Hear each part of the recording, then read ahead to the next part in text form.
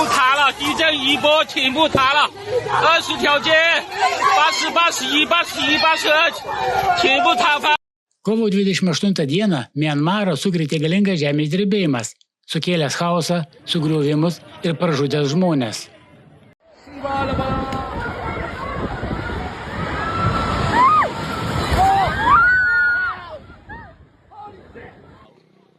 Jungtinių valstijų geologijos tarnybos USGS duomenimis žemės drebėjimas siekė 7,7 balų.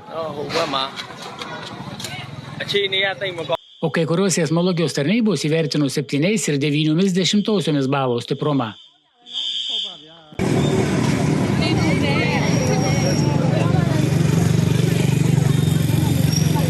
Epicentras buvo už 11 mylių nuo Mandalajos miesto, kuriame gyvena 1 200 000 žmonių.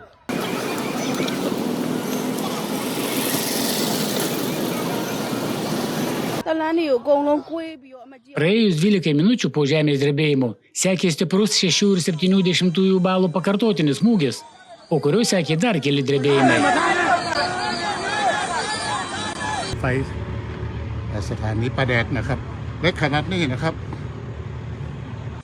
Vietos gyventojas pasakojo, kad žemės drebėjimą jautė maždaug minutę, o paskui išbėgo iš savo namo.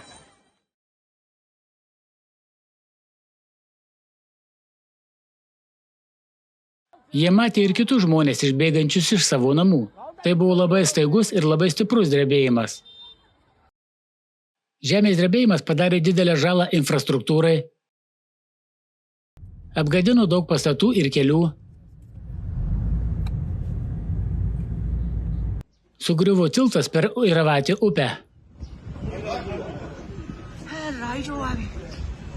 Visiškai nutrūko elektra, sugedo telefono linijos.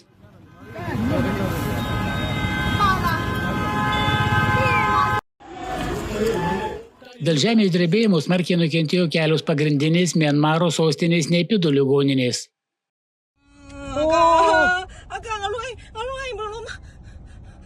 Medicinos personalas sužeistusių gydė tiesiog po atviru dangumi.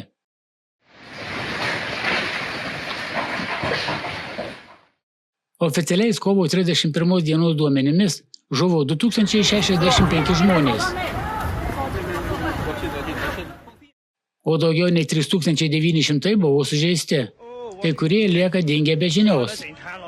Per akimirką žmonės atsidūrė sugriuvusių pastatų spąstuose. Paieškos ir gelbėjimo operacijos nukentėjusiose vietovėse tęsiasi. Verta paminėti, kad tai yra galingiausias žemės drebėjimas nuo 1912 metų, kurių epicentras buvo Mianmare. Drebėjimas buvo juntamas ir visame Tailande.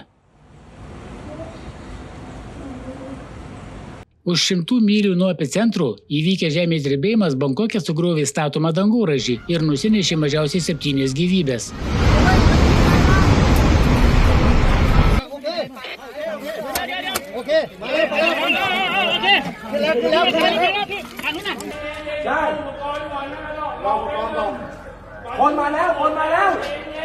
Dešimtys žmonių tebėra laikomi dingę be žinios. Internete paskelbtuose liudininkų vaizdo įrašuose matyti, kaip žmonės bėga iš daugiaaukščių daugiabučių ir biurų.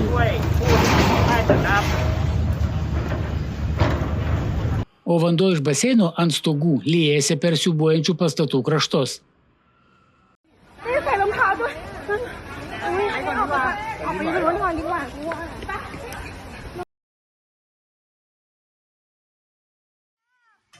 Žemės drebėjimo epicentras buvo maždaug už 294 km nuo sienų su Kenija. Drebėjimai taip pat buvo juntami Junane, Gudžou, Guangxi ir kitose vietose.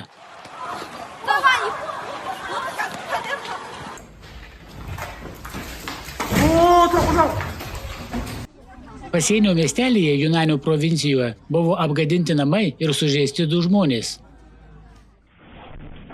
O Džingseni ligoninės pogimdyvinio centro vaizdo stebėjimo kamerose užfiksuota, kaip slaugytojas gelbsti naujagimius, kai pastatas pradėjo drebėti.